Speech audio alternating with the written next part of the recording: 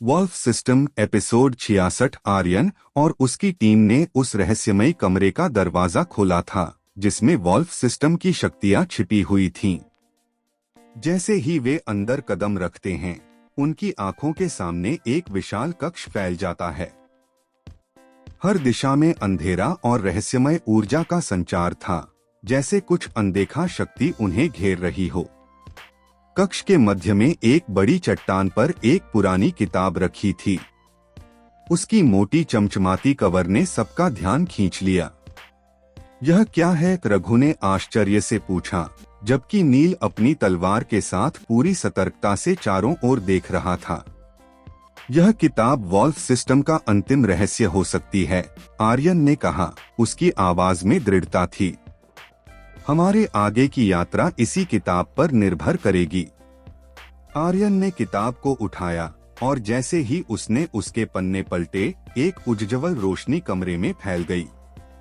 अचानक एक गहरी आवाज गूंजी, तुमने वॉल्फ सिस्टम की शक्ति को प्राप्त किया है, लेकिन इसके साथ जुड़े खतरे भी होंगे।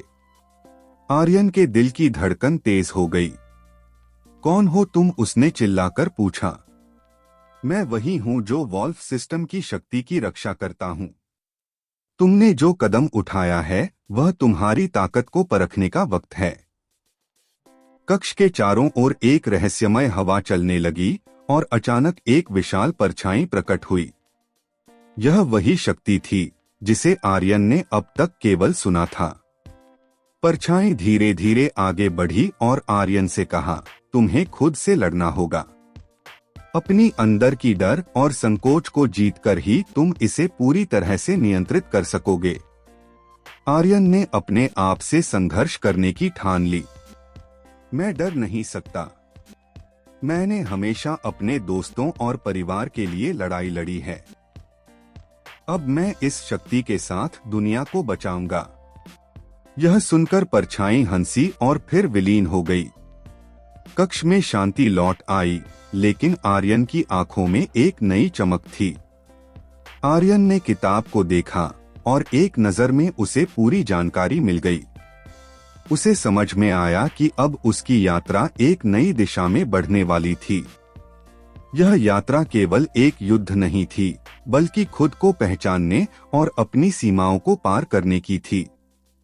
हमने यह किताब पाली है, लेकिन हमारी यात्रा अभी खत्म नहीं हुई। आर्यन ने अपनी टीम को देखा। हमारे सामने और भी चुनौतियां होंगी। यह केवल शुरुआत है। नील ने सिर हिलाया, हम तुम्हारे साथ हैं आर्यन। चाहे जो भी हो, हम साथ चलेंगे। रघु ने भी सहमति दी, हमारी दोस्ती और विश्वास ही हमारी सबसे बड़ी ताकत है। क्या आर्यन इस नई शक्ति को पूरी तरह से नियंत्रित कर पाएगा? और क्या वह अपनी यात्रा में आने वाली नई चुनौतियों का सामना कर पाएगा? जानने के लिए जुड़े रहिए एंटी स्टोरी हिंदी के साथ। Wolf system episode 67। गहरे अंधकार में डूबी उस रहस्यमयी गुफा से बाहर निकलते ही आर्यन और उसकी टीम को एक अजीब सी बेचैनी महसूस हुई। हवा में एक अजीब सा कंपन था, जैसे कोई अदृश्य शक्ति उन्हें देख रही हो। आर्यन ने अपनी मुट्ठियां भींच लीं, उसकी आंखों में एक नई दृढ़ता थी। हमें यहाँ से जल्द निकलना होगा, नील ने कहा, उसकी आवाज में चिंता थी। रघु ने पीछे मुड़कर देखा, लेकिन अभी भी हमारे पास बहुत सारे सवाल हैं। यह किताब तो हमने पाली, लेकिन इसका सही उपयोग कैसे करें? आर्यन ने किताब को मजबूती से पकड़ा और उसकी ओर देखा। वह समझ चुका था कि यह सिर्फ एक पुस्तक नहीं, बल्कि एक कुंजी थी जो वॉल्फ सिस्टम के गहरे रहस्यों को उजागर कर सकती थी। लेकिन यह कुंजी केवल उसी के लिए थी जो इसके योग्य था। अचानक जंगल के बीचों बीच एक अजीब रोशनी चमकी और एक साया प्रकट हुआ। तुम लोगों को नहीं जाना चाहिए था, एक गहरी डरावनी आवाज गूंजी।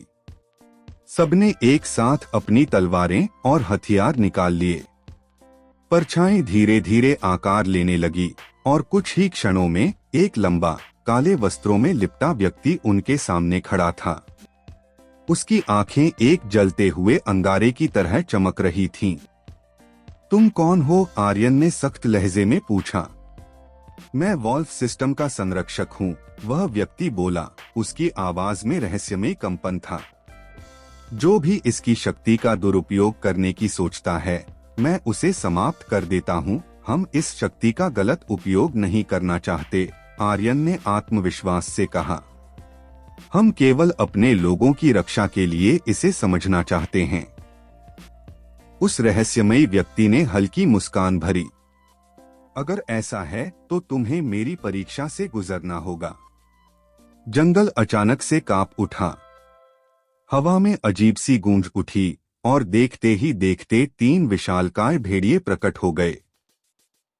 उनकी आंखें खून जैसी लाल थीं और उनके पंजे इतने तीखे थे कि एक झटके में किसी को भी मार सकते थे। अगर तुम सच में इस शक्ति के लायक हो तो इन तीनों से लड़कर खुद को साबित करो।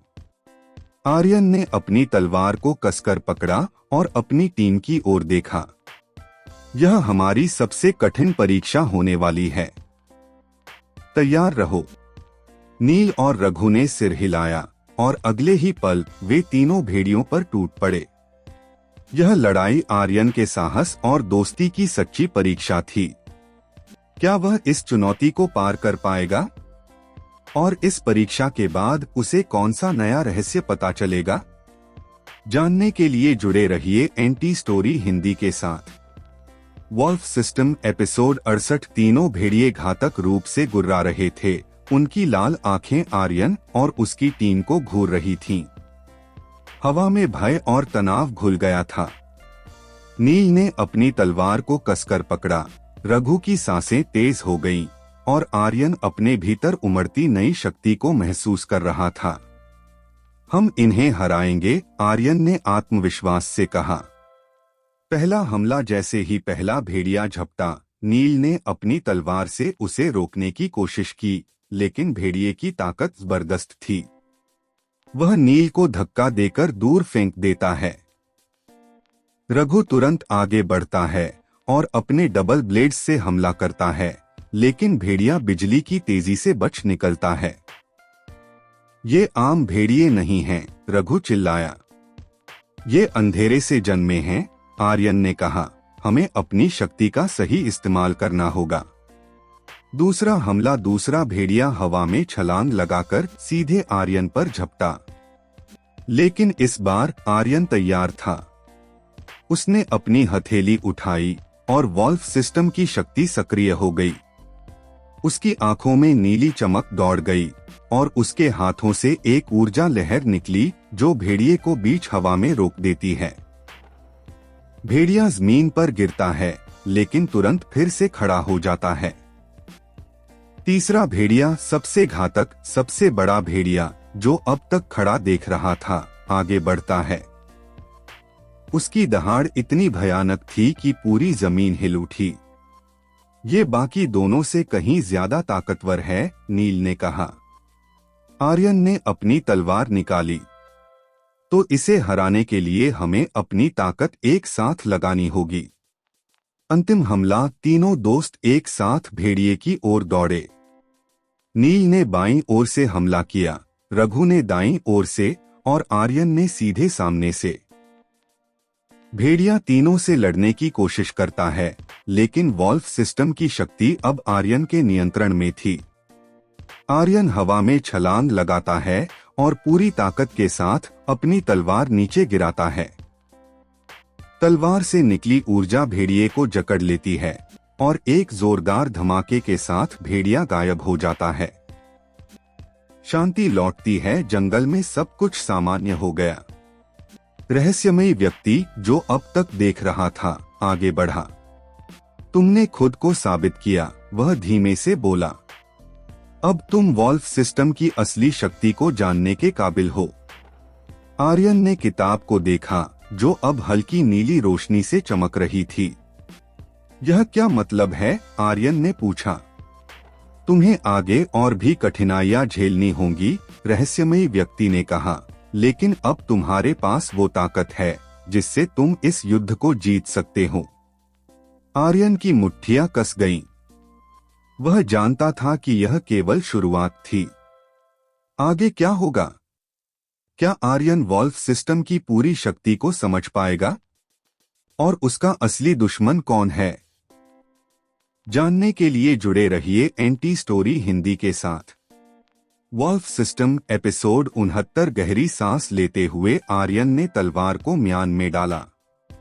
तीनों भेड़ियों को हराने के बाद भी उसके मन में बेचैनी थी। रहस्यमयी व्यक्ति ने कहा था कि वह वॉल्फ सिस्टम की असली शक्ति जानने के काबिल हो गया है, लेकिन क्या सच में वह इसके लिए तैयार था? आर्यन, अब आगे क्या? नील ने घबराई आवाज में पूछा। आर्यन ने किताब को ध्यान से देखा। उसकी चमक अब और बढ़ चुकी थी, जैसे यह किसी नए रहस्य को प्रकट करने वाली हो। तभी किताब के पन्ने अपने आप पलटने लगे और अचानक उसमें से एक तेज रोशनी निकली। सावधान! रघु चिल्लाया, लेकिन तब तक बहुत देर हो चुकी थी। एक नया दरवाजा खुला। जैसे ही रोशनी मध्यम हुई, उनके सामने एक विशाल पत्थर का दरवाजा दिखाई दिया। दरवाजे पर वॉल्फ सिस्टम का प्रतीक बना था, 3 भेड़िए जो एक दूसरे की ओर देख रहे थे। यह दरवाजा पहले यहाँ नहीं था।